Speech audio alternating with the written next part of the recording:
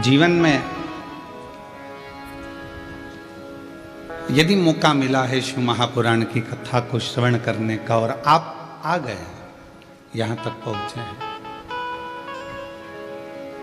तो उस विश्वास के साथ सुनना कि मेरा देव अधिदेव महादेव 7 दिन की जब कथा पूर्ण होगी तो 3 महीने के अंदर मेरा बाबा मेरी झोली खुशियों से भर दे। इस भाव से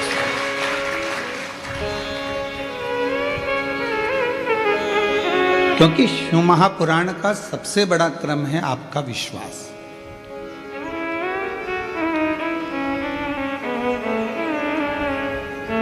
जिस समय पर मां गंगा जी ने भगवान शंकर जी के सम्मुख में जाकर प्रार्थना करी थी कि मैं आपको विवाह करना चाहती हूं, आपको पति बनाना चाहती हूं,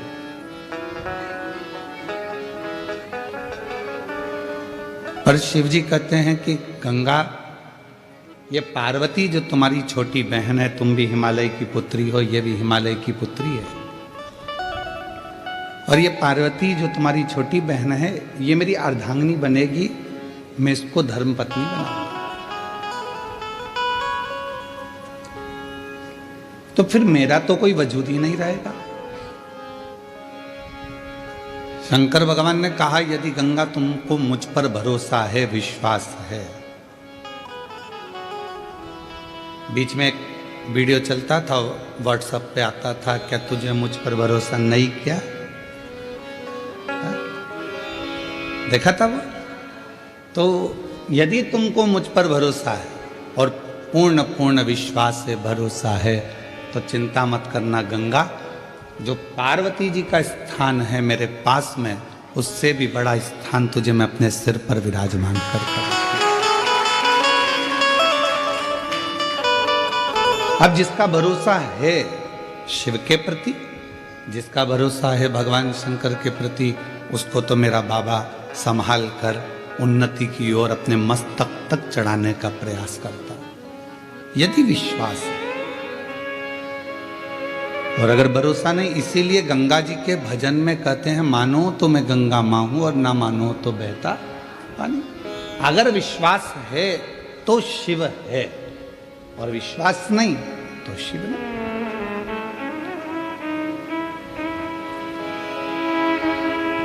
मेरे तुलसी बाबा जी ने तो शंकर भगवान को विश्वास ही कहा है कि आप विश्वास के साथ अगर शिव मंदिर में जा रहे हो, एक लोटा जल समर्पित कर रहे हो, शंकर भगवान को एक लोटा जल चढ़ा रहे हो, तो निश्चित है कि बाबा शिव आपकी मनोरथ, आपकी मनोकामना पूर्ण करेंगे। पर अगर भरोसा ही नहीं है तो फिर शिव कहां?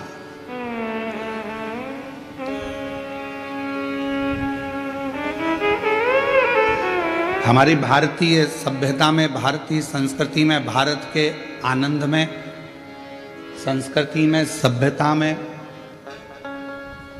भारतीय रीति रिवाज के अंतर्गत जितने भी संबंध है हमारे विश्वास के ही तो हैं,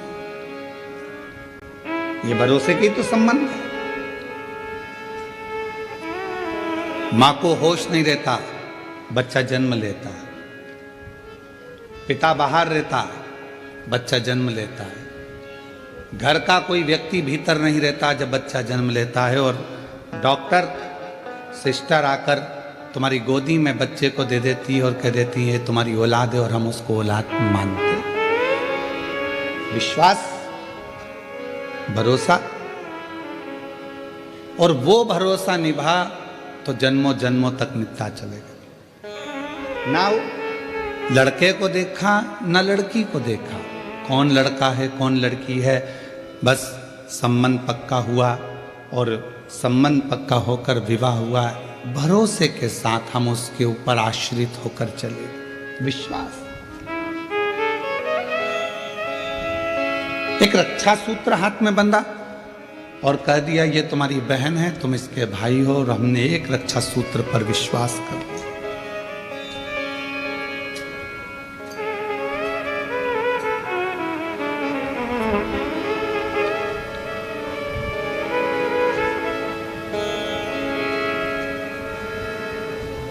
अपने भरोसे को हमने दृढ़ करा, और जितना जितना भरोसे को आप दृढ़ी करोगे, जितना जितना विश्वास को दृढ़ी करोगे, उतना परमात्मा तुम्हारे करीब में आता जाए।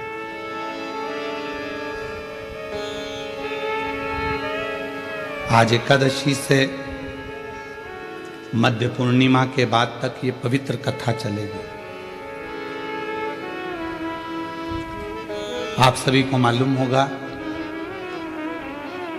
विजयदशमी जब पूर्ण हो जाती है, विजयदशमी जब पूर्ण होती है और पूर्ण होने के बाद मां आद्य शक्ति 64 योगिनियां भगवान शंकर के पास जाकर पंचरात्रि तक नृत्य करती है।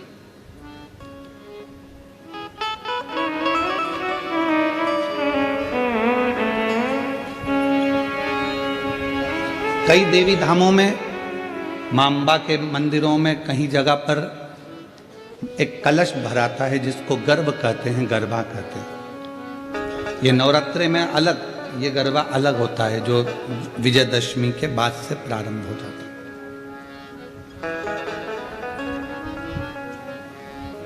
और जरा विचार करिएगा कि शिवजी ने बड़ी कृपा कर कर आप लोगों को उस समय पर ये शिव महापुराण की कथा श्रवण कराई है जिस समय पर 64 योगिनियां भगवान देवाधिदेव महादेव, माँ जगत जननी जगदम्बा भगवान शंकर के साथ नित्य लीला करती हैं, नित्य नृत्य करती हैं। और जो भक्त उनकी शिव और शक्ति की कथा कर तत्व ग्रहण करते हैं, उनकी झोलियां खुशियों से भर देती हैं। ये साधना का समय है।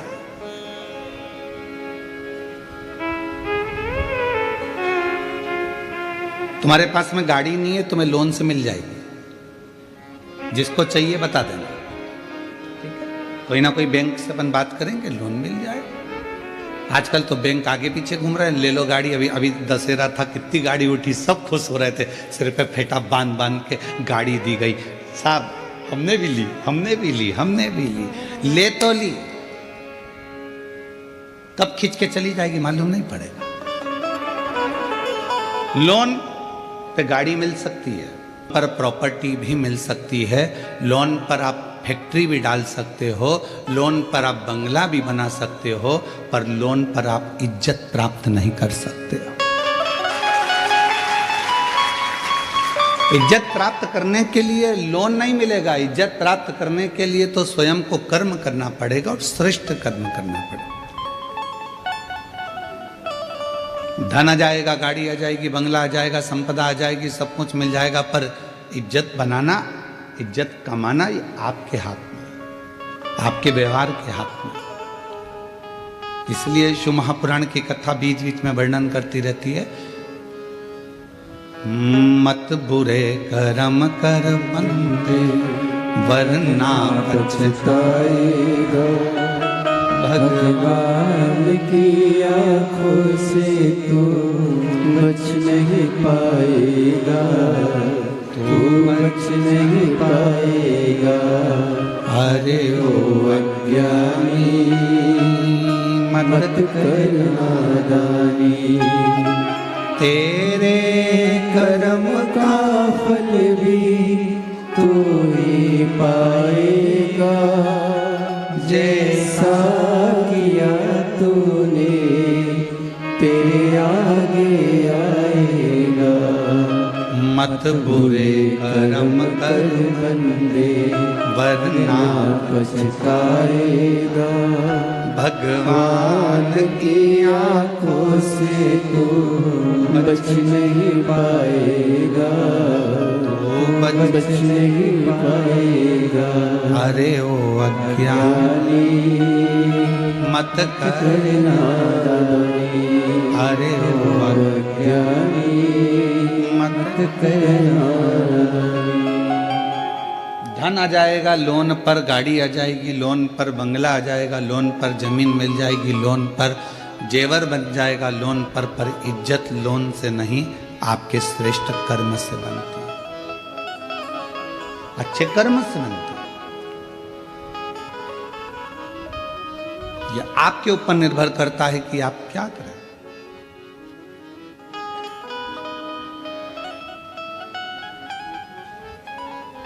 तो शिव नाम भगवान शंकर की यह पवित्र कथा विश्वास की कथा, आप जितने दिल से सुन सकते हो, पूरे डूब जाओ उसके अंदर।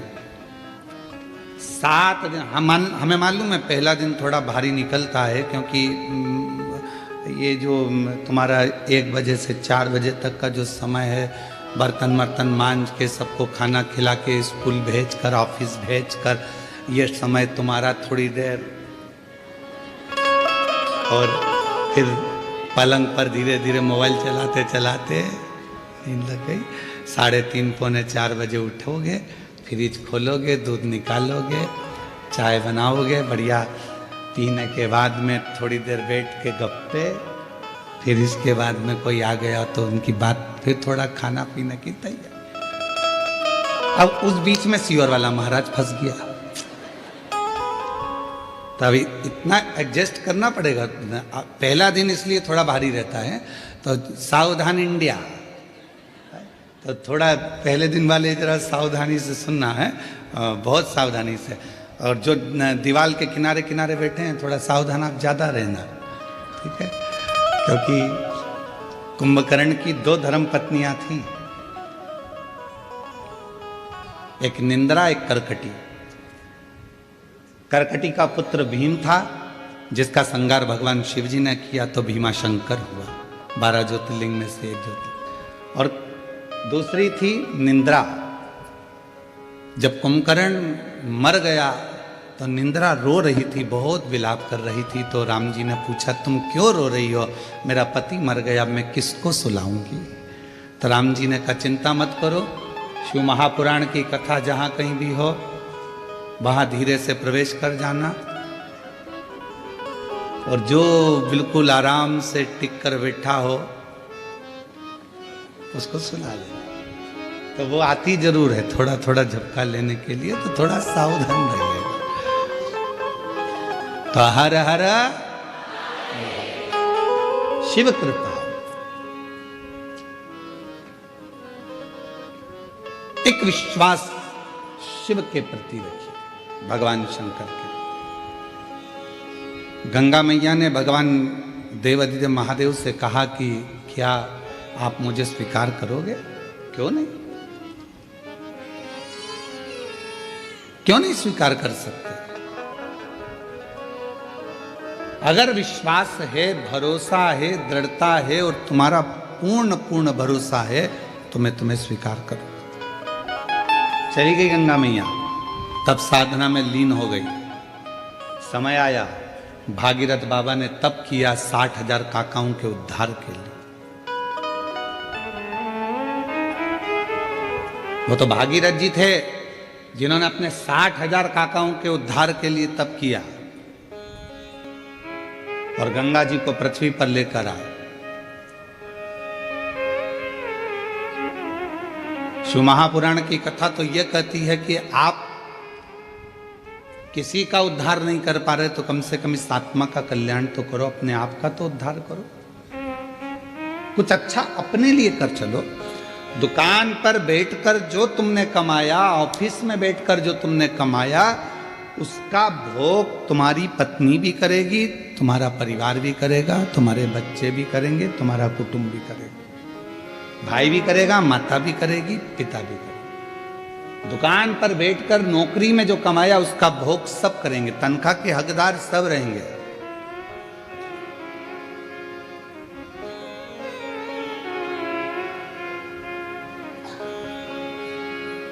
पहले के समय में चलता था नौकरी, एक करे नो खाए, उसको कहते थे नौकरी। फिर आई चाकरी, एक करे 4 खाए, चाकरी। आज के जमाने में चलती है तनख्वाह। व्यक्ति उतना ही कमा पाता है जितना तनख्वाह लेता है, उससे ज्यादा मिल भी नहीं पाता। पर जितना तुमने दुकान पर बैठकर कमाया, जितना तुमने नौकरी कर कर कमाया, उसका तो भोग तुम्हारी पत्नी भी करेगी, बच्चे भी करेंगे, सब करेंगे। पर किस तरह से कमाया है आपने, उसका कर्म का भोग तो केवल आप अकेले को करना, कोई दूसरा नहीं कर। पूछा जाएगा, हर श्वास का एक एक जवाब पूछा जाएगा। पूछते।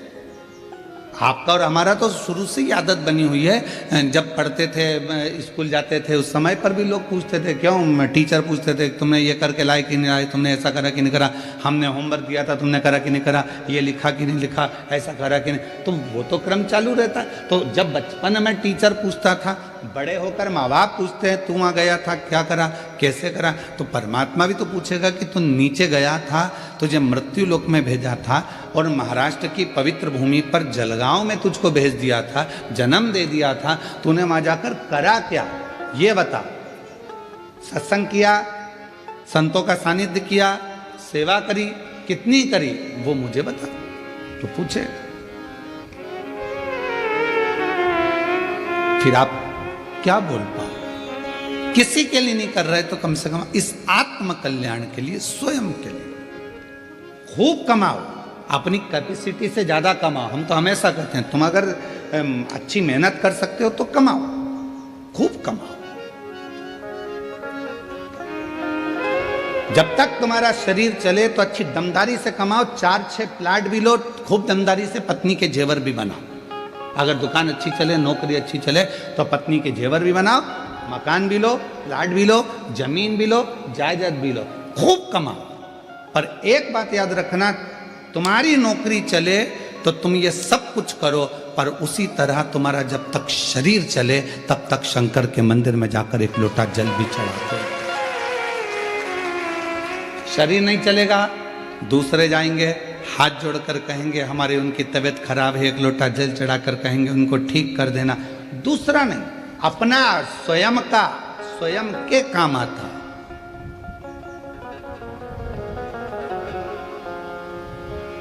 स्वयं का करो आप और हम स्वयं। अगर भजन कर रहे हैं, कीर्तन कर रहे हैं, भक्ति कर रहे हैं, स्मरण कर रहे हैं तो उसका फल अपने को मिलेगा। कई लोग अपने पूर्वजों के लिए कथा श्रवण कर रहे हैं, कई अपने पितरों के लिए कथा सुनते हैं, उसका फल उन्होंने सोच के बैठे कि हमारे पूर्वज हैं, हमारे पितर हैं, हमने फोटो रखा, हमने ये करा, तो वो कथा सुनेंगे, सुनेंगे। आपने निमंत्रण दिया उनको, आपने विचार करा कि मेरे गर्भस्थ संतान नहीं है, अगर मैं सुनूंगी हो सकता है बाबा मुझे संतान देगा। विश्वास, भरोसा, दृढ़ता। गंगा मैया ने कहा कि आप मुझे स्वीकार करो, क्यों नहीं करूंगा। भागीरथ बाबा 60,000 राख के ढेर बने हुए कपिल मुनि के आश्रम में जो परिवार के सदस्य थे, काका थे, उन सब के उद्धार के लिए गंगा जी को लेकर आ गए। और गंगा मैया ने कहा कि मैं कहाँ रहूंगी, कौन मुझे धारण करेगा। तो उस मस्तक पर भगवान देवाधिदेव महादेव से प्रार्थना करी, तब शिव जी ने अपने मस्तक पर धारण किया। मस्तक। अब लोगों ने कहा क्या भगवान शंकर के मस्तक पर पूरी जटा के अंदर क्या गंगा जी आकर बैठ गई। शिव महापुराण की कथा कहती है कि पूरी जटा के अंदर गंगा नहीं है, केवल उस जटा में एक भगवान शंकर का केश ऐसा है जिस पे गंगा जी को लपेटा गया है। पूरी जटा के अंदर गंगा नहीं, एक केश, एक केश। भारत की भूमि पर 26,000 से ज्यादा नदियां, सरोवर, कुंड, तालाब, बावड़ी हैं। 26,000 से ज्यादा।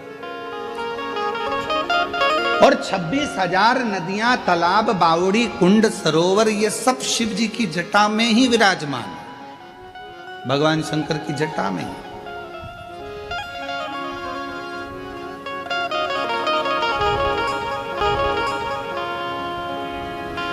हमारे शास्त्र क्यों कहते हैं प्रदोष आई, आप लोग स्नान करने के लिए नदी, तालाब, कुंड, बावड़ी जा रहे हो, क्यों कहते हैं?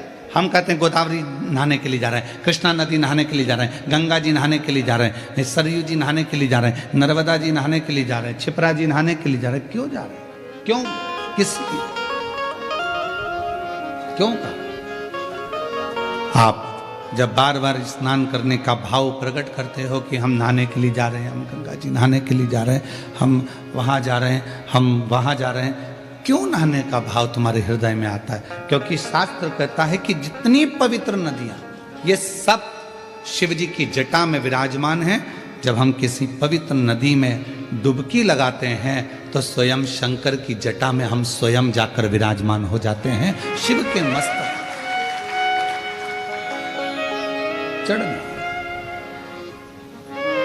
और मैंने तेरे ही भरोसे बाबा तेरे ही भरोसे हवा विच उड़ती जावांगी बाबा डोर तो छकी कटी जागी भोले मैं तेरी पत्नी शंभु मैं तेरी पत्नी हवा बिच उड़ती जावांगी बाबा डोर तो छकी कटी जागी भोले मैं। पत्नी जब हम अच्छा कर्म करें तो परमात्मा के करीब में, जब हम किसी पवित्र नदी में स्नान कर रहे हैं परमात्मा के करीब में, जब हम किसी पवित्र नदी के तट पर, कुंड के तट पर, बावड़ी के तट पर जा रहे हैं परमात्मा के करीब में, भगवान के नजदीक में, भगवान के पास।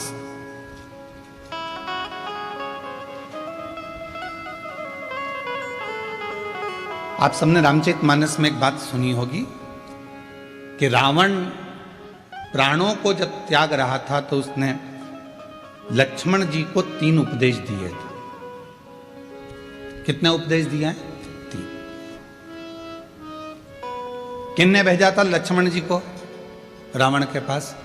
भगवान श्री राम। उसका सबसे पहला उपदेश कौन सा था?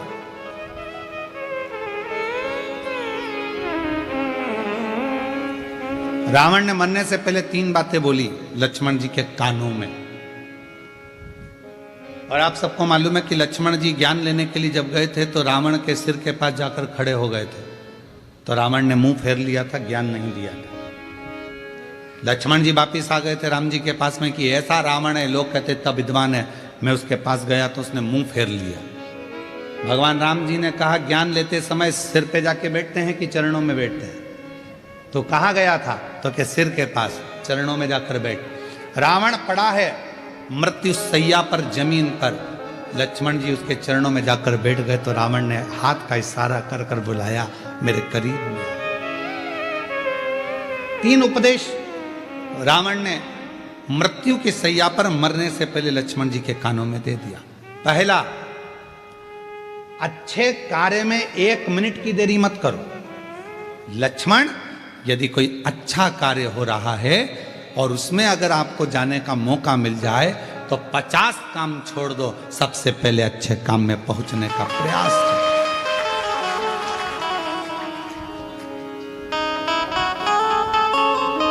अच्छे काम में 1 मिनट की देरी मत करो। अच्छे कार्य में बिल्कुल देरी ना करिए। अच्छा कार्य करने का मौका मिला है तुरंत जाइए, भगवत भजन करिए, स्मरण करिए।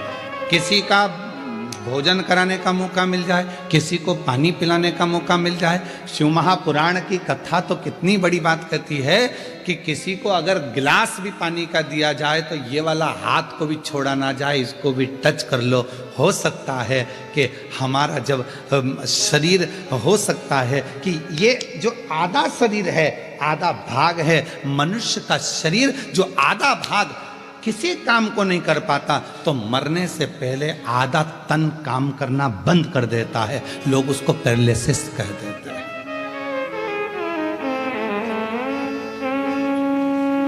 आधा शरीर काम नहीं करा।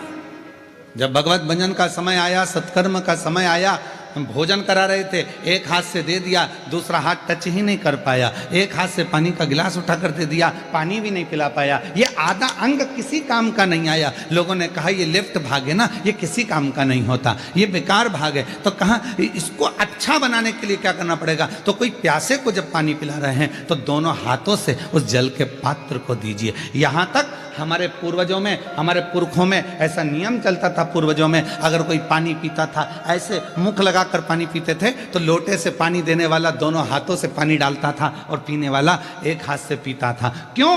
क्योंकि वो ग्रहण कर रहा है और वो देने वाला दोनों हाथों से दे रहा है। तो ये हाथ का प्रयोग पूर्ण होना चाहिए, जिससे मरने से पहले ये शरीर का आधा अंग रे ना जाए। इसको चालू रखने के लिए अभी से काम करना पड़ेगा। शिव जी के मंदिर में दोनों हाथों से जल चढ़ाइए, शंकर जी के मंदिर में दोनों हाथ से सफाई करिए, शिव जी के मंदिर में दोनों हाथ से झाड़ू पोछा करिए, शिव जी के मंदिर में दोनों हाथ से दीप को लगाइए। शिव जी के मंदिर, कई माताओं की आदत रहती है एक हाथ में घंटी पकड़ ली, एक हाथ में पकड़ लिया दिया, एक से घंटी बज रही है, दूसरे से दिया बज रहा है। पर हमारे यहाँ पर यहाँ तक कहा गया कि प्रथम आरती प्रारंभ होने से पहले मंदिर के घंटी को नाद करिए और नाद करने के बाद थोड़ी देर दोनों हाथों से दीप जलाकर उसको घुमाइए। अर्थात भगवान के सामने ये दोनों हाथों का सदुपयोग करिए, प्रयोग करिए। उसके बाद फिर भले एक हाथ में दिया ले लो, एक हाथ में घंटी ले लो, चल जाएगा, पर ये दोनों हाथों का सदुपयोग होना चाहिए, दोनों हाथों का। और कोई पिछले जन्म के अच्छे कर्म मुझे बाबा तेरा साथ मिला, कोई पिछले जन्म के अच्छे कर्म मुझे बाबा तेरा साथ मिला। जहाँ सारी दुनिया झुकती है, जहाँ सारी दुनिया झुकती है, मुझे वो आली दरबार मिला, दरबार मिला। कोई पिछले जन्म के अच्छे कर्म मुझे बाबा तेरा साथ मिला। पूर्व का कोई कर्म तो अच्छा कर्म, यहाँ तक हमारे शास्त्र कहते हैं। कितना सुंदर कहा, एक चावल के दाने को भी अगर शिव जी पर चढ़ाया जाता है तो डब्बे में से, कई माताओं की आदत रहती है डब्बा खुला हुआ है, डब्बा रखा हुआ है, उसमें से एक चावल का दाना उठाया, शिव जी को चढ़ा दिया। शिव महापुराण की कथा कहती है, डब्बी में से अगर शिव जी को चावल का दाना चढ़ा रहे हो, पहले डब्बी में से उठाकर अपनी हथेली पर रखो, फिर उस चावल के दाने को भगवान को समर्पित करते चलो, समर्पित करते चलो, फिर करें।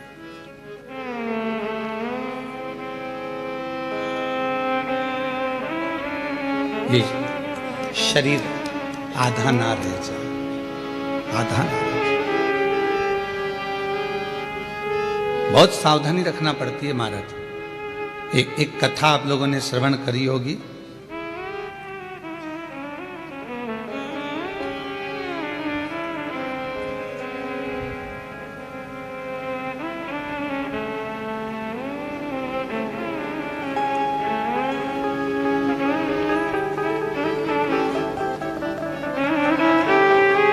आंत्री ऋषि और अनसुईया माता की।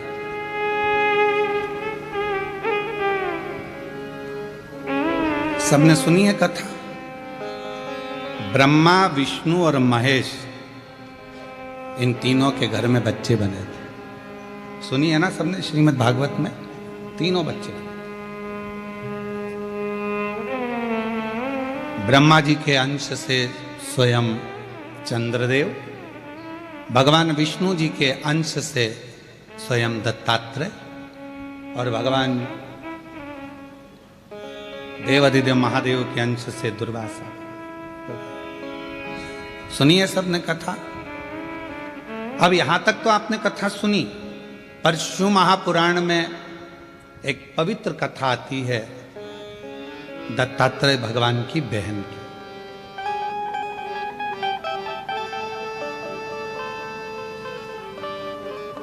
चंद्रदेव की बहन की, दुर्वासा जी की बहन की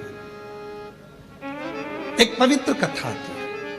और ये कथा यदि आपको पढ़ना है, ये कथा गुरु जी कहां से बोल रहे हो, तो ऋग्वेद में से बोल रहे हैं इसको। ये ऋग्वेद की कथा है। और इस कथा का अगर आप स्मरण करेंगे ऋग्वेद में, अगर इसको पढ़ेंगे तो ये कथा आपको मिलेगी। और बड़ी सुंदर कथा है, बड़ी सुंदर। ऋग्वेद का ये पवित्र चरित्र है। आंत्री और अनसुईया मैया के तप साधना से, इनके तप करने से, इनकी साधना करने से इन्होंने भगवान ब्रह्मा विष्णु महेश तीनों की साधना करी थी और तीनों को पुत्र के रूप में प्राप्त किया था। तीनों कथा थी एक बड़ी सुंदर की, एक बार देव ऋषि नारद जी माता लक्ष्मी जी के यहाँ पहुंच गए थे और माँ लक्ष्मी जी के यहाँ जाकर देवऋषि नारद जी ने कहा, माँ बहुत भूख लगी है, कुछ भोजन मिलेगा क्या? माता लक्ष्मी जी अंदर गई, मोतीचूर का लड्डू लेकर आई और मोतीचूर का लड्डू लाकर माता लक्ष्मी जी ने तुरंत नारद जी को दिया। नारद जी ने खाया। खाते से नारद जी बोले, मैया लड्डू में मजा नहीं आया, अब तो लक्ष्मी जी के कांटे से खून नहीं। लक्ष्मी जी ने कहा, खा गया 4 और बाद में कह रहा है कि आनंद नहीं आया।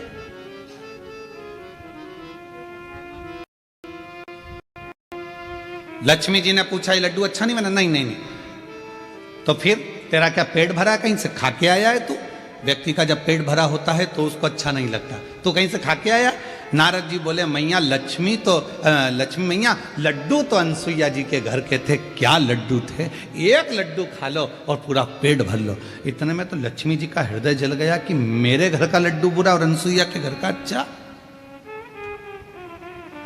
हम हमेशा अपनी व्यासपीठ से कहे हैं कि पतियों से निवेदन है, तुम्हारी पत्नी जैसा भोजन बनाए पेट भर कर खाओ, खूब तारीफ करो, भले रोटी कितनी भी जल जाए पर तारीफ अच्छी।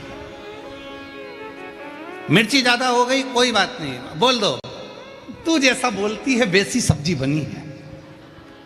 अब वो खुद खाएगी जब मालूम पड़ेगा कि मिर्ची तीखी हो गई है। बहुत बढ़िया, बाबा की कृपा। रोटी आई, भले वो रोटी कैसी भी हो, पर आज तो तूने पूरा भारत का गौरव बढ़ा दिया, पूरे भारत का। क्या जोरदार लेकर आई है, बहुत जोरदार, बहुत जोरदार।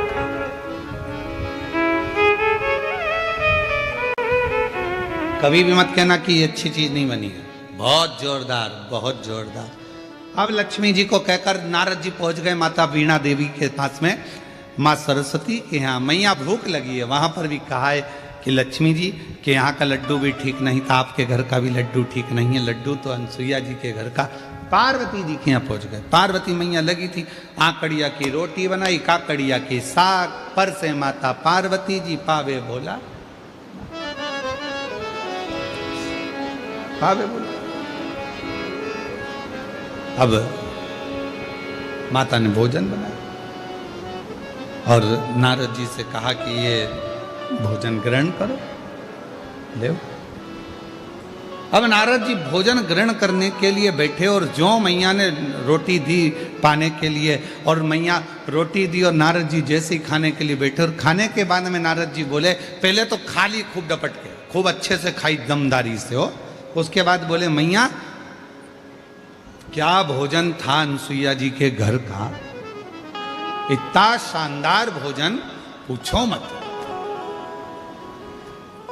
पूछो ही मत। दुनिया के लोगों की आदत रहती है, शादी वाले के यहाँ जाते हैं, खूब डपट के खाते हैं, फिर भी चलते चलते कहते हैं पानी पूरी का पानी अच्छा नहीं था, चलते चलते। वो इडली तो इतनी कड़ली बनी थी ना, खा गई 4 और बाद में करे कि वो इडली कड़ली रह गई थी, पकी नहीं थी, थोड़ी और सीज जाती तो अच्छी हो जाती। क्यों री बिंदड़ी सही है कि गलत है? अब वो बिंदड़ी भी हाँ कर रही, हाँ मम्मी बिल्कुल सही बात, वो खा गई। तीनों देवियां इकट्ठी हो गई एक जगह पर और तीनों ने विचार करा, क्यों नारद आया था क्या? हाँ। क्या कह रहा था? बस लड्डू खा के चले गए और अनसुईया जी है, कोई उनका गुणगान कर रहा था। अनसुईया? हाँ, मेरे पास भी बोला, मेरे पास भी बोला, परीक्षा लेना चाहिए, किसको भेजेंगे? तीनों देवताओं को भेज दो। ब्रह्मा विष्णु महेश के पीछे पड़ गई तीनों देवियां, जाओ जरा परीक्षा लेकर आओ। अनसुईया जी के दरवाजे पर जाना नहीं चाहते थे क्योंकि वो पतिव्रता धर्म का पालन करने वाली थी, वो पति को परमेश्वर के रूप में पूजती थी। हम कैसे उसके यहाँ चले जाएं, कैसे परीक्षा ले? बहुत कठिन है परीक्षा। जैसे लिंग पुराण में एक शब्द आता है, वेद व्यास जी वर्णन करते हैं लिंग पुराण के अंतर्गत कि शंकर जी के मंदिर में जो प्रतिदिन जाकर दर्शन करता है उसकी जिंदगी में कभी अंधेरा नहीं आता है। लिंग पुराण में वेद व्यास जी कहते हैं जो शिव के मंदिर में जाकर प्रतिदिन दर्शन करता है, शंकर के मंदिर के सम्मुख में पहुंचकर हर हर महादेव कहता है, उसकी जिंदगी में कभी अंधेरा नहीं आता, वो कभी गम में, दुख में, तकलीफ में, कष्ट में नहीं डूबता है। देवाधिदेव महादेव उसको हर पल ज्ञान का प्रकाश, लक्ष्मी का प्रकाश, भक्ति का प्रकाश देते ही रहते हैं। ये लिंग पुराण कर रही है, ये लिंग पुराण वर्णन कर रहे हैं। देव ऋषि नारद जी ने जो करा वो ठीक नहीं करा। ब्रह्मा विष्णु महेश तीनों से कहा देवियों ने जाओ जरा परीक्षा लो, तीनों परीक्षा लो। जाने के लिए कोई राजी नहीं हो रहा, क्योंकि वो अनसुईया है, पतिव्रता धर्म का पालन करने वाली, पति को परमेश्वर मानने वाली, उनके यहाँ कैसे चले जाएं, कैसे जाकर हम परीक्षा लें। पर जाना पड़ा, धर्म पत्नी कह रही थी तो पहुंचे। पर देवियों हम जा तो रहे हैं पर इस वेश में नहीं जाएंगे, तुम कोई भी रूप रख कर जाओ। तीनों ने संतों का वेश धारण कर लिया, जाकर आवाज लगाई, माँ भिक्षाम देही। माता बाहर निकल कर आई, बाबा मैं अभी भिक्षा लेकर आती हूँ। अनसुईया मैया अंदर गई, भिक्षा लेकर आई, तीनों की झोली में भिक्षा देने लगी। इतने में तीनों ने कहा, माँ हम ऐसे भिक्षा नहीं लेते, आप अपने वस्त्र उतार कर आइए, नग्न वेश में आओगी तब हम भिक्षा ले सकते, तब हम भिक्षा प्राप्त करेंगे। ना ना ना ना बाबा, कोई नारी पर पुरुष के आगे वस्त्र विहीन कैसे आ सकती है? ये तो मर्यादा के अनुकूल नहीं है, ठीक नहीं है। संतों ने कहा अगर हम भिक्षा नहीं लेंगे तो आपका घर पूर्ण बर्बाद हो जाएगा, मां भिक्षा दीजिए। अनसुईया जी के मन में आया ये मुझे बार बार मां कह रहे हैं तो ये तो मेरे पुत्र ही हुए, क्यों ना इनको पुत्र ही बना दूं और फिर भिक्षा दे दूं। अंदर गई, जल लेकर आई। अगर मेरा सातित्व पक्का है, मैंने अपने पति की सेवा परमेश्वर मानकर करी है तो ये तीनों की तीनों बालक हो जाएं। जो जल छोड़ा, तीनों 1.5 महीने के बच्चे हो गए।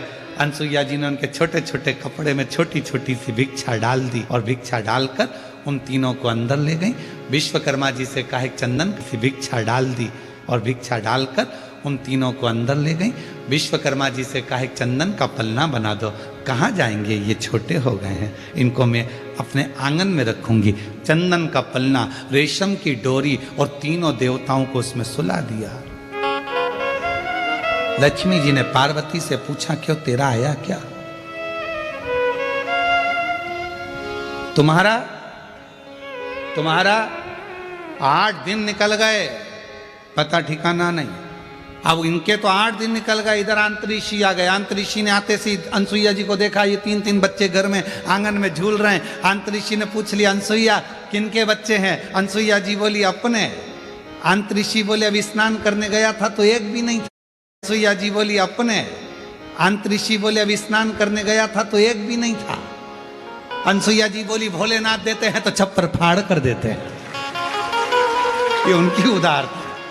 सारी कथा सुना दी अनसुईया जी ने अंतरिक्षी को। अंतरिक्षी खुश हो गए, जो नेत्र बंद कर देखा तो ये तो मेरे 3 देवता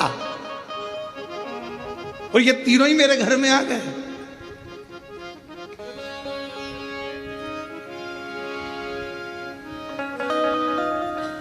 अरे भाई,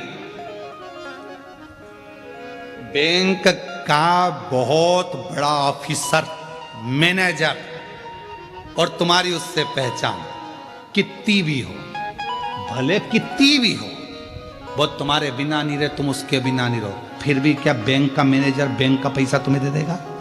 अरे बोलो तो जम के नहीं। तुम्हारा कुछ होगा तो दे देगा, पर वो अपना नहीं देगा।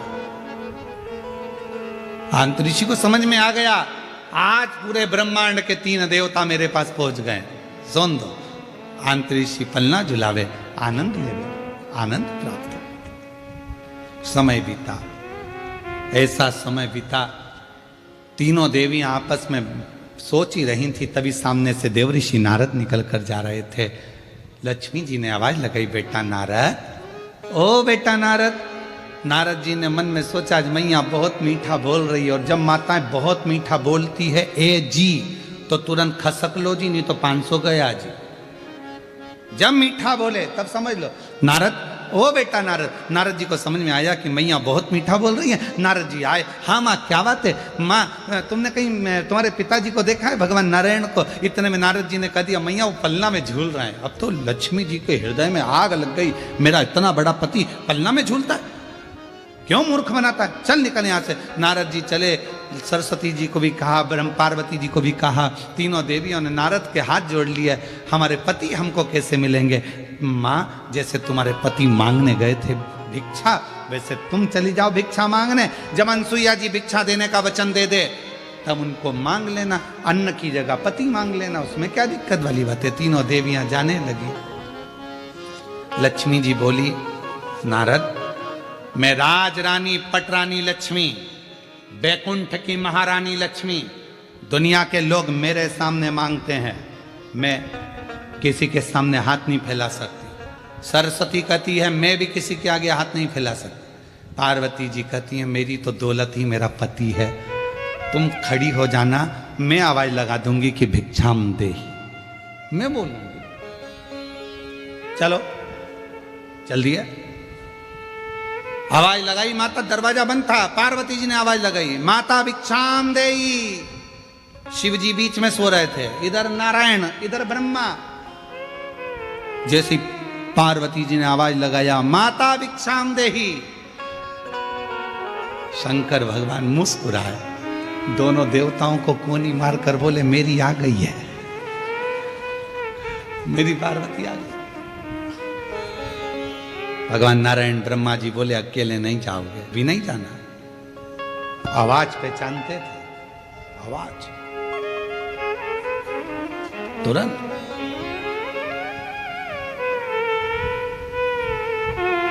अनसुईया जी ने दरवाजा खोला, 3 देवियों को देखा। क्या बात है? माता भिक्षा चाहिए। क्या चाहिए भिक्षा में? जो पलने में सो रहे हैं वो हमारे स्वामी हैं, हमको दे दीजिए।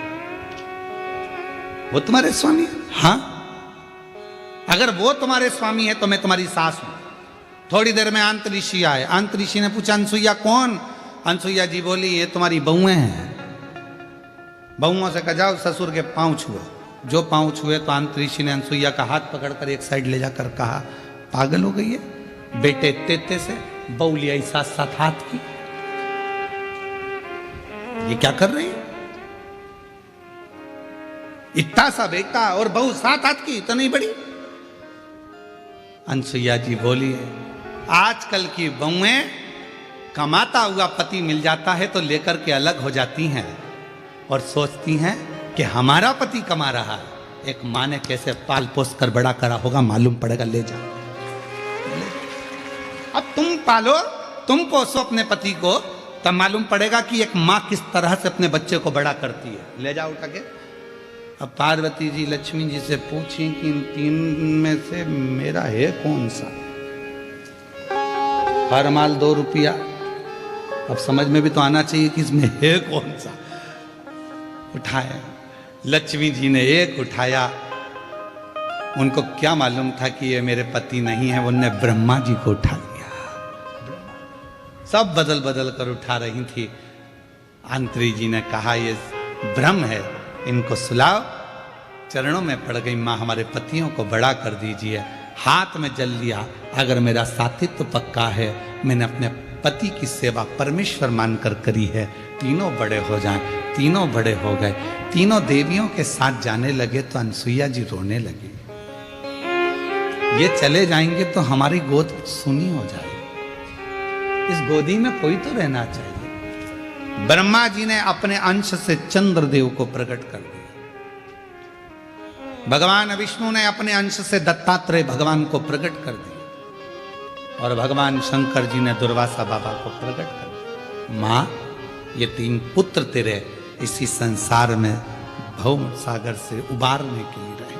तीनों देव चले, समय आया। एक दिन, अब आइए ऋग्वेद की कथा। अनसुईया जी बैठी हुई थी और मां अनसुईया जी ने कहा अंतरिषि से मेरे 3 पुत्र हैं पर मेरे घर पुत्री नहीं।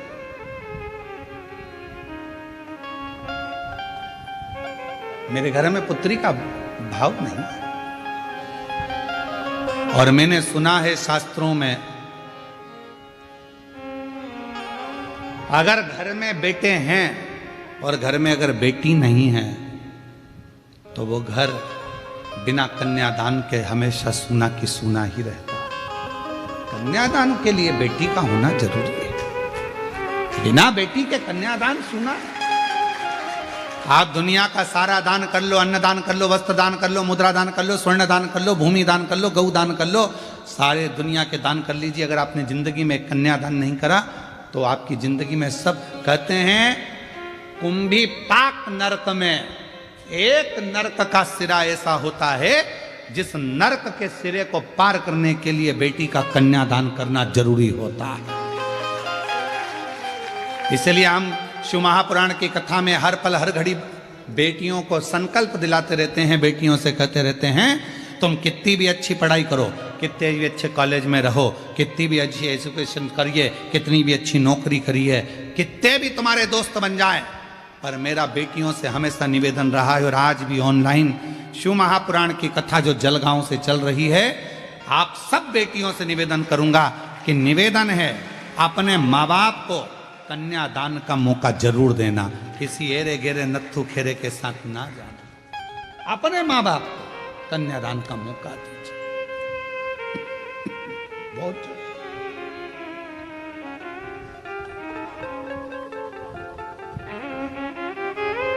कितना सुंदर कहा, माँ बाप चले जाते हैं तब बेटा तर्पण करता है, माँ बाप चले जाते हैं तब बेटा पिंड देता है, माँ बाप चले जाते हैं तब बेटा भोजन कराकर तर्पण श्राद्ध पिंड देता है और अपने पूर्वजों को तारता है। पर बेटी, जिस दिन माँ बाप अपनी बेटी का कन्यादान जीते जी कर देते हैं, उसी पल उसी घड़ी माँ बाप को नरक नहीं जाना पड़ता। फिर बेटा पिंड दे तो ठीक, तर्पण करे तो ठीक, तिलांजलि करे तो ठीक, माता पिता बैकुंठ का पथ जाते ही एक बेटी का। पर आजकल की उल्टी रीति है, बेटा हो जाए तो मां खुश और बेटी हो जाए तो चेहरा उतर जाता। वो चाय की जो केतली होती है ना, केतली तुम्हारे यहाँ क्या बोलते, डोलची केतली क्या होती है, जब वो बहू हॉस्पिटल में रहती है तो घर की जो लेडी से रहती हैं तो वहाँ हॉस्पिटल ले लेकर रोज 2-3 दिन तक जाती हैं। दूध की केतली, डंगल क्या बोलते हैं, केतली बोलते हैं ना, और ऐसी रहती है, उसमें कड़ी लगी रहती है नीचे, उसको हिलती रहती है। अब आजकल वैसी नहीं रही तो इतना लंबा थर्मस हो गया, उसमें भी लटकता रहता है। तुम देखना अगर घर में बेटा हो जाए ना तो जो केतली लेकर आती है ना, उसकी केतली बहुत हिलती है और थर्मस बहुत हिलता है। सिर पे पल्लू भी, छोरा हुआ है, बेटा हुआ है, दादी बन गई, दादी बन गई, और हॉस्पिटल से सीधी बिना पल्लू हिले, नॉन स्टॉप केतली भी बिना हिले जा रही है, तो पूछने की जरूरत नहीं है कि लड़का हुआ कि लड़की, समझ में आ जाएगा लड़की हुई है। ना केतली हिली ना मुंडा हिला, छोरी चली जा, बोली नहीं।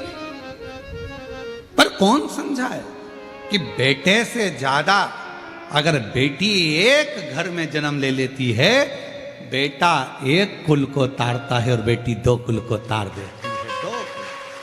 आज जितनी माताएं बैठी हैं, आप सब कथा श्रवण कर रही हो, जरा विचार करिएगा, ससुराल की 71 पीढ़ी और मायके की 71 पीढ़ी। एक नारी जब शिव महापुराण की कथा श्रवण करती है, शंकर जी पे 1 लोटा जल चढ़ाती है, तो उसका आधा एक नारी का चढ़ा, क्योंकि पुरुष का 1 गोत्र होता है। पुरुष के कितने गोत्र होते हैं? 1।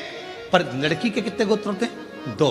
कुंवारी रहती है तब पापा का गोत्र, ब्याह हो गया तो माँ का गोत्र। तो ईमानदारी से बोलो, क्या तुम्हारा वो माँ बाप का जो गोत्र है वो तुमसे छूट गया क्या? नहीं छूटा, छूटा नहीं है। तो वो गोत्र कहाँ काम आता है? जब नारी पूजन करती है, व्रत करती है, आराधना करती है, साधना करती है, शिव महापुराण की कथा श्रवण करती है, तब उसका पुण्य 2 भाग में बढ़ जाता है, आधा उसके मायके के, आधा उसके ससुराल के, दोनों के भाग से, दोनों। 71 उसकी भी पार कर दी, 71 इसकी भी पार कर दी। एक बेटी,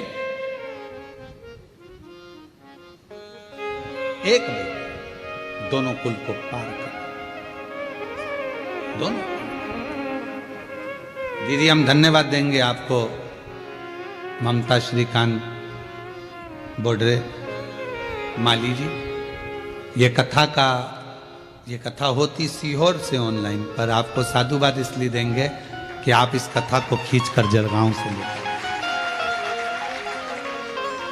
और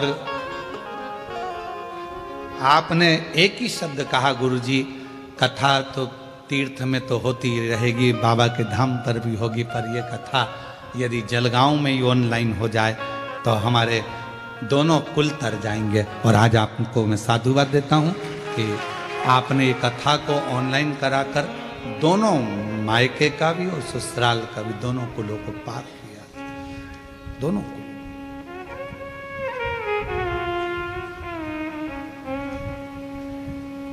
और कोई पिछले जन्म के अच्छे कर्म मुझे बाबा तेरा साथ मिला, कोई पिछले जन्म के अच्छे कर्म मुझे बाबा तेरा साथ मिला। जहाँ सारी दुनिया झुकती है, जहाँ सारी दुनिया झुकती है, मुझे वो आली दरबार मिला, दरबार। कोई पिछले जन्म के अच्छे कर्म मुझे बाबा तेरा साथ मिला, कोई पिछले जन्म के अच्छे कर्म मुझे बाबा तेरा साथ। कोई पूर्व का हमारा, तुम मेरी जीजियों से, मेरी बेटियों से, जितने ऑनलाइन कथा को सुन रहे हैं आस्था चैनल पर, फेसबुक, यूट्यूब पर, जो लाखों शिव भक्त इस कथा को श्रवण कर रहे हैं, और जितने जलगांव के वासी हैं जो ऑनलाइन कथा को श्रवण कर रहे हैं, साधुता दूंगा। एक घर में बेटी का होना बहुत जरूरी है, बेटी का होना जरूरी। और अगर बेटी नहीं हो तुम्हारे परिवार में, तुम्हारे कुटुंब में कोई बेटी किसी के यहां 2-3 हो, तो उससे कह दो एक बेटी को मैं पढ़ाऊंगी, मैं पढ़ाऊंगी इस बेटी को, इसका पढ़ाई का खर्चा मैं उठाऊंगी, कॉलेज में पढ़ाऊंगी, इसको पैसे मैं दूंगी, और कन्यादान भी, कन्यादान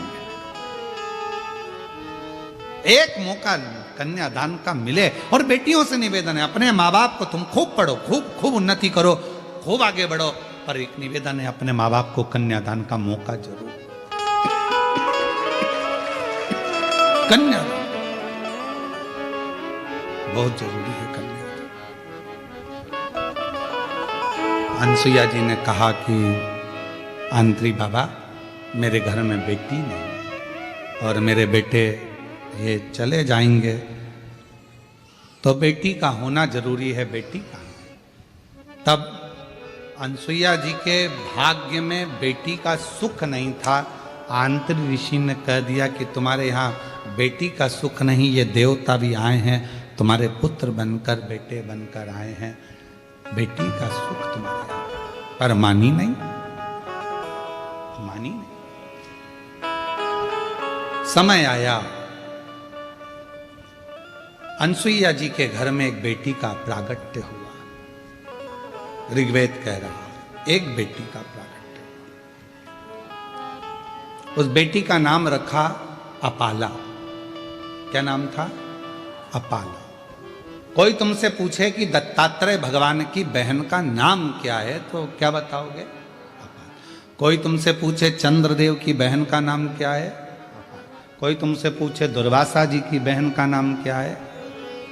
एक बेटी ने जन्म दिया, उसका नाम था अपाला।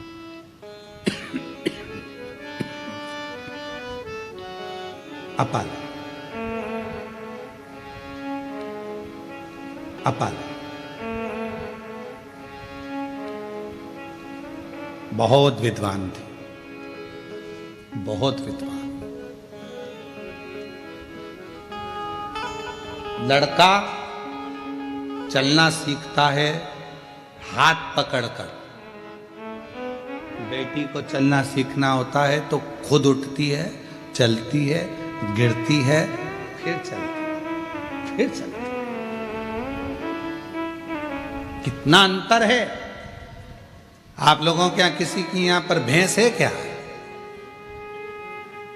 अब आप लोग तो शहर में रहते हो, कहाँ भैंस देखोगे? पर जो कथा सुन रहे हैं उनको देख कर वो लोग ध्यान रखेंगे जिनका खेती बाड़ी है, किसानी है, दूध के लिए लोग भैंस रख लेते हैं। एक भैंस का बेटा होता है और एक गाय का बेटा होता है।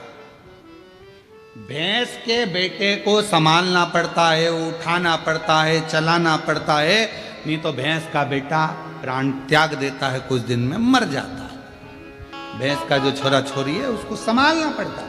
पर गाय का जो बछड़ा होता है, गाय की जो बछड़ी होती है, जन्म लेने के थोड़ी देर बाद वो खुद खड़ी हो जाती है, खुद उठ जाती है। इतना बल होता है, इतना बल।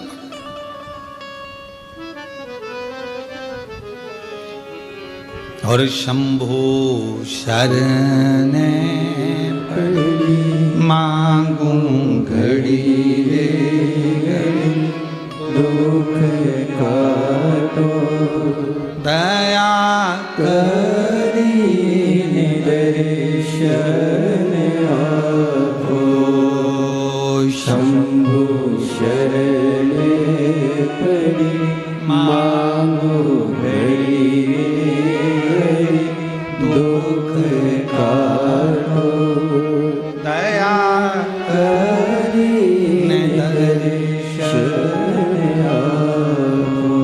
अपाला बहुत विद्वान थी बाल्यवस्था से, पर एक कमी थी अपाला में कि वो जन्म से ही चर्म रोग से ग्रसित हो गई।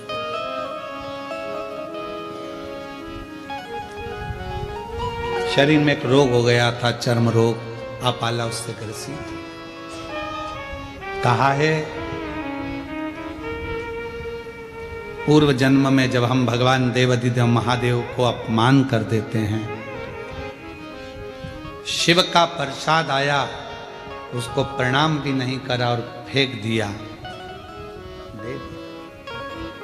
कितना सुंदर कहा है हमारे शास्त्रों में। जितने कथा सुन रहे हो सावधानी से सुनिएगा, शास्त्रों में कितनी बड़ी बात कही। तिरुपति जा रहे हो दर्शन करने के लिए, वहां से प्रसाद लिया है, पति को भी एक लड्डू मिला, पत्नी को एक लड्डू मिला, बेटा गया उसको लड्डू मिला, बहुत सारा प्रसाद आप लेकर आए हो।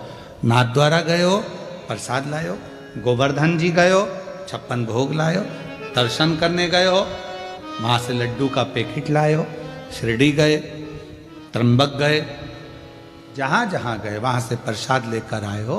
तो निवेदन है, उस प्रसाद को जितना आप खा लो तो खा लो, ना खा सको तो तुरंत उसको बांटना प्रारंभ कर दो, उसको देना प्रारंभ करो। पर लोग क्या करते हैं, बहू खाएगी फ्रिज में रख देते हैं, बेटा खाएगा फ्रिज में रख देता हूं, रखा रखा 2 दिन 3 दिन 4 दिन 8 दिन 9-10 दिन तक रखा रहता है, प्रसाद पूरा कड़ला हो जाता है। बाद में तुम बर्तन वाली को, झाड़ू वाली को, पोछा वाली को दे देती हो। आजकल की बर्तन वाली, झाड़ू वाली, पोछा वाली इतनी चतुर है कि तुम्हारा ये नहीं खाएगी, वो जाएगी उसको उठाकर कहीं बाहर फेंक दे। उसको नहीं मालूम कि प्रसाद है, उसने उठाया बाहर डाल, पड़ा पाँव में आया, लात में आया। बाद में वो प्रसाद का दोष किसको लगा? जो लेकर आया, जिसने फेंका उसको नहीं, जो लाया था दोष उसको लगा। तुमने तो गाय दान करी, और वो गाय अगर दुख पाएगी तो दोष किसको लगेगा? जिसने गौदान करी। तुमने कन्यादान करा, कन्या को दुख आया तो दोष किसको लगेगा? जिसने कन्यादान करा। तुमने तो भिखारी के कटोरे में पैसा दिया उसके भोजन के लिए, उसने मदिरा में लगा दिया, मांसाहार में लगा दिया, जुए में लगा दिया, दुख किसको होगा? जिसने दान किया।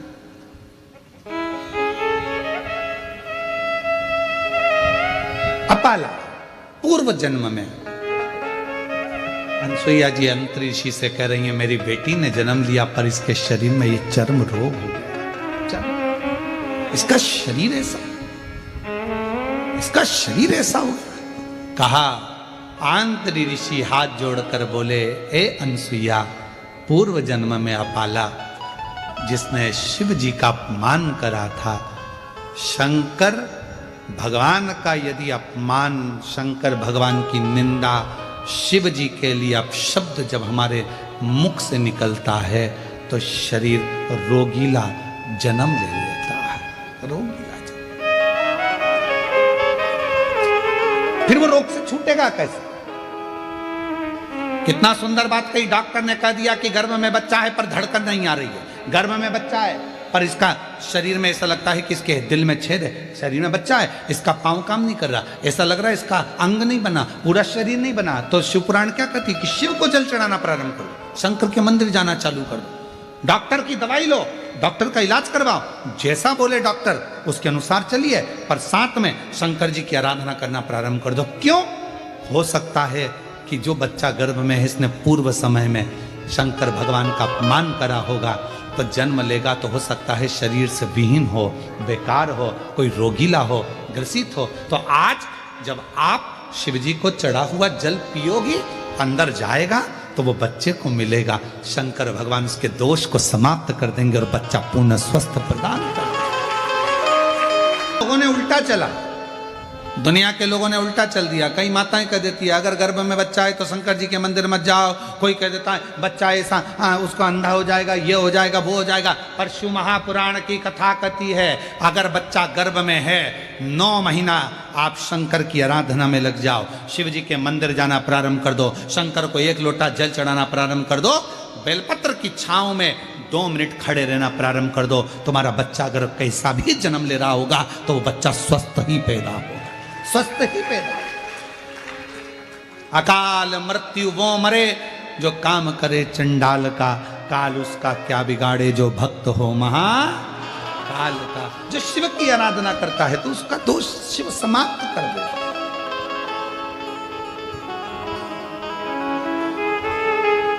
पूछा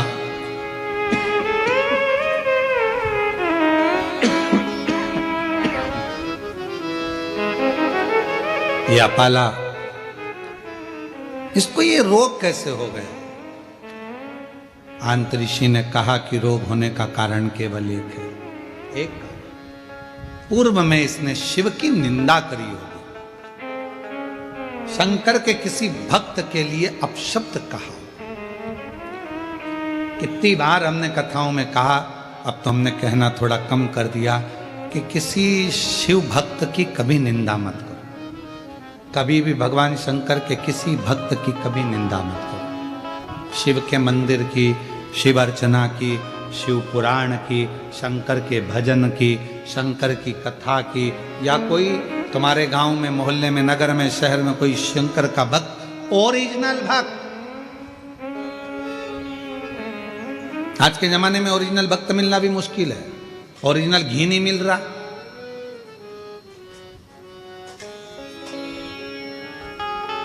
ओरिजिनल चाय की पत्ती नहीं मिल रही, ओरिजिनल सब्जी नहीं मिल रही, तो ओरिजिनल गुरु मिले कहां से, ओरिजिनल भक्त मिले कहां से? फिर मिलते हैं डुप्लीकेट। टीवी खोलो तब मालूम पड़ता है अरे वाह इतने बड़े और इन्होंने ऐसा कर दिया, तब समझ में आता है ओरिजिनल ढूंढ ही नहीं पाए हम तो चमक और धमक में रह गए, सत्य तक नहीं पहुंच पा रहे।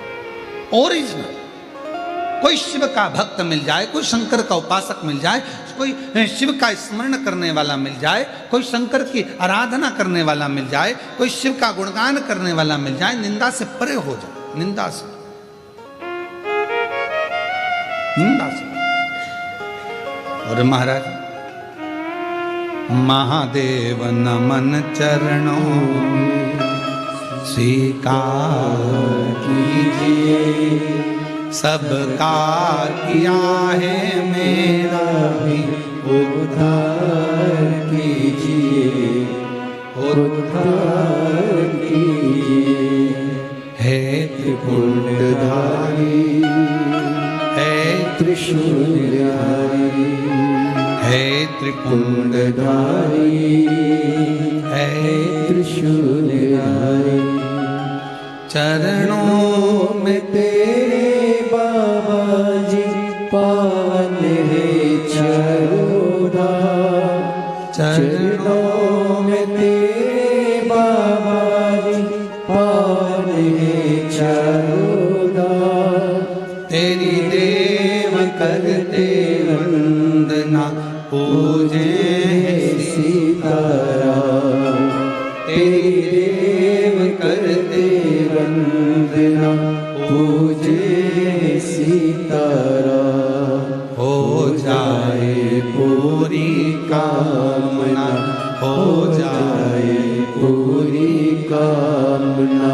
उपकार कीजिए सबका किया है मेरा भी उद्धार कीजिए